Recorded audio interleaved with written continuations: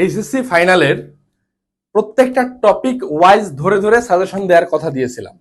তারই ধারাবাহিকতায় আজকে নিয়ে এসেছি কমপ্লিটিং সেন্টেন্স, এবং আমি যে কয়েকটা রুলসের কথা বলবো ইনশাআল্লাহ এর বাইরে কোনো কমপ্লিটিং সেন্টেন্স তোমার পরীক্ষায় আসবে না। ক্লাসের শেষ পর্যন্ত দেখার আমন্ত্রণ রইল। এতটুকু নিশ্চিত থাকো, কমপ্লিটিং সেন্টেন্সের তোমার যে ভীতি, আমি বিগত দুইটা ক্লাসও দিয়েছিলাম কমপ্লিটিং সেন্টেন্সের উপর, এবং আজকে যে কয়েকটা রুলস বলবো এগুলো মানে পড়ার পরে তুমি বোর্ড কোয়েশ্চেন সলভে যাবা, তোমার এইচএসসি কমপ্লিটিং ডান ইনশাআল্লাহ। চলে যাই ক্লাসে। কি বলছি প্রথমেই, কন্ডিশনাল সেন্টেন্স। ভাই কমপ্লিটিং সেন্টেন্স পড়তে গেলে কন্ডিশনাল সেন্টেন্স মাস্ট, যেখানে আমরা first conditional, second conditional, third conditional এবং জিরো কন্ডিশনালের ব্যবহার দেখি। এক্ষেত্রে কন্ডিশনাল সেন্টেন্সের যে টার্মটা আছে, ফার্স্ট কন্ডিশনাল কি, ইফ যুক্ত অংশটা প্রেজেন্ট ইনডিফিনিটে থাকলে পরেরটা হয় ফিউচার ইনডিফিনিট। সেকেন্ডে ইফ যুক্ত অংশটা থাকবে পাস্ট ইনডিফিনিট, পরেরটা হবে সাবজেক্ট প্লাস উড কুড অথবা মাইট প্লাস ভার্বের বেস ফ্রম। সেকেন্ড গেল। থার্ড হচ্ছে ইফ যুক্ত অংশটা থাকবে পাস্ট পারফেক্ট, এরপরের অংশটা থাকবে সাবজেক্ট প্লাস উড কুড অথবা মাইট প্লাস হ্যাভ প্লাস ভার্বের পাস্ট পার্টিসিপল। এবং জিরো কন্ডিশনালে এখানে ইফ যুক্ত অংশটাও প্রেজেন্ট ইনডিফিনিটে থাকবে, পরেরটাও থাকবে প্রেজেন্ট ইনডিফিনিট। এখানে চিরন্তন সত্য অথবা সাইন্টিফিক্যালি প্রুভেন কোনো জিনিস বোঝাবে। কন্ডিশনাল সেন্টেন্স আমার ফেসবুক পেজ এবং ইউটিউব চ্যানেলে খুব সুন্দরভাবে ক্লাস দেয়া আছে, তোমরা অবশ্যই দেখে নিবা। It is time, it is high টাইমের ব্যবহার কম্পারেটিভ সেন্টেন্সে আসবে must.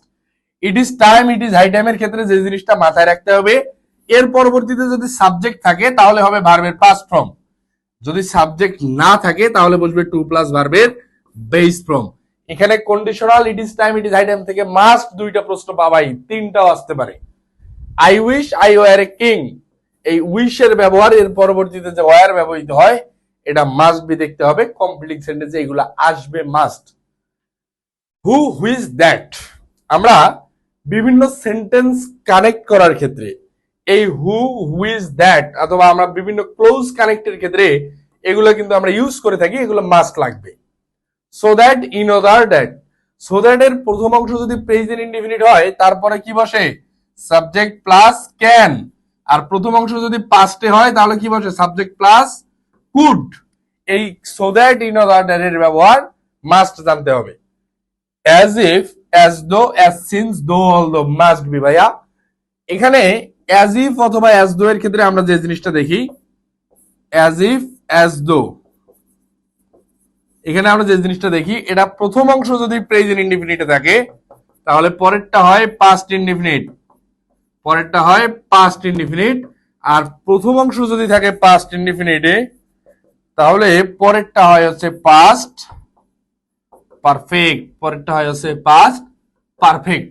As if as though এর ব্যবহার থেকে একটা আসার সম্ভাবনা খুবই বেশি। এরপরে আমরা যেটা দেখতেছি দেখো, নো সুনার হ্যাড অথবা হার্ডলি হ্যাড, এরপরে কি বসে, দেন। এই ব্যবহারটা তোমাদেরকে মাস্ট জানতে হবে। উড ইউ মাইন্ড, এরপরে কি বসবে ভাইয়া, ভার্বের সাথে আইএনজি। উড ইউ মাইন্ড এর পরে কি বসে, ভার্বের সাথে আইএনজি। টিল আনটিল, এরপরে আমাদেরকে কি বসাইতে হয়, যতক্ষণ পর্যন্ত অথবা যতক্ষণ না পর্যন্ত, এই দুইটা ব্যবহার মাস্ট শিখতে হবে। নেগেটিভ এবং অ্যাফার্মেটিভ এর ব্যবহারটা হোয়াইল এর পরবর্তীতে ভার্বের সাথে আইএনজি যুক্ত হয়, এটাও মাস্ট শিখতে হবে। এখন আমি কমপ্লিটিং সেন্টেন্স কিভাবে তুমি অ্যান্সার করবা এর আগের ক্লাসে দেখিয়ে দিয়েছি। এক্ষেত্রে তোমাকে যে জিনিসটা দেখতে হবে, এগুলা ব্যতীত আর কোন রুলস পড়ার দরকার নাই। এগুলা ব্যতীত এখানে আর দু একটা বলছি দেখো, সেটা হচ্ছে আমি যা বলবো এগুলো ব্যতীত আর কিচ্ছু বলা লাগবে না ইনশাল্লাহ। মডাল ভার্বের had better, use to, can এবং কুড। হ্যাড বেটারের পরে কি বসে, ভার্বের বেস ফ্রম। ইউজ টু অতীতকালের অভ্যাস বোঝাতে, ইউজ টু এর পরে বসে ভার্বের বেস ফ্রম। কি বলছি, অতীতকালের অভ্যাস, অতীতকালের অভ্যাস বোঝাতে ইউজ টু এর পরে ভার্বের বেস ফ্রম বসে। ক্যান কুড এর ব্যবহার মাস্ট দেখতে হবে। লেস্টের পরবর্তীতে বসে হচ্ছে শুড প্লাস ভার্বের বেস ফ্রম, শুড প্লাস ভার্বের বেস ফ্রম, এটা মাস্ট জানতে হবে। There goes a proverb that, time and tide wait for none. এখানে তোমাকে প্যাসেজ বুঝতে হবে আগে ভাইয়া, যে আসলে কি বিষয়ে প্যাসেজটা কথা বলছে, সেই হিসাবে প্রভাবটা ইউজ করতে হবে। প্রভাব কিন্তু একটা আসবে। বিফোর এবং আফটারের ব্যবহারের ক্ষেত্রে বিফোর এবং আফটার বিফোর এবং আফটার। বিফোরের পূর্বে পাস্ট পারফেক্ট, বিফোরের পূর্বে পাস্ট পারফেক্ট, আফটারের পরে পাস্ট পারফেক্ট, আফটারের পরে পাস্ট পারফেক্ট। আর বাকি অংশ কি হবে ভাইয়া? বাকি অংশ হবে হচ্ছে পাস্ট ইনডেফিনিট। একটু নোট ডাউন করে নিবা। বাকি অংশ হবে হচ্ছে পাস্ট ইনডেফিনিট।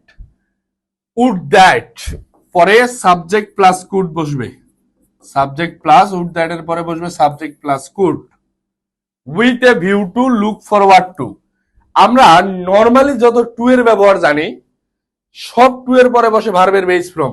দেখো একটু, নর্মালি টু এর পরে বসে ভার্বের বেস ফ্রম, যেটাকে আমরা বলে থাকি ইনফিনিটিভ, এটাকে আমরা বলে থাকি ইনফিনিটিভ।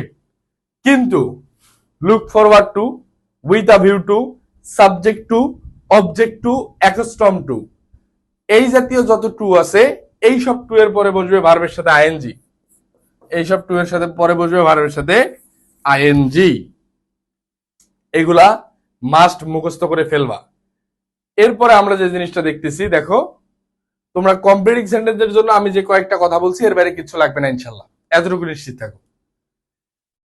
এবং কমপ্লিটিং সেন্টেন্স কিভাবে অ্যান্সার করবে আমি একটা ক্লাসও নিয়েছিলাম, গরিবের পাঠশালা এবং সাইদ সজীব, পেজ দুইটা লক্ষ্য করলেই পাবা। টার্গেট ডিউ ইংলিশ কোর্স তোমাদের জন্য, তোমরা যারা ঢাকা বিশ্ববিদ্যালয়ের স্বপ্ন দেখতেছো এবং এই ঢাকা বিশ্ববিদ্যালয়ের চান্স পাওয়ার ক্ষেত্রে প্রধান যে বাধা সেই সাবজেক্টে কিন্তু ভাই ইংরেজি। প্রতি বছর 80 থেকে 90% শিক্ষার্থী পাস মার্কই তুলতে পারে না।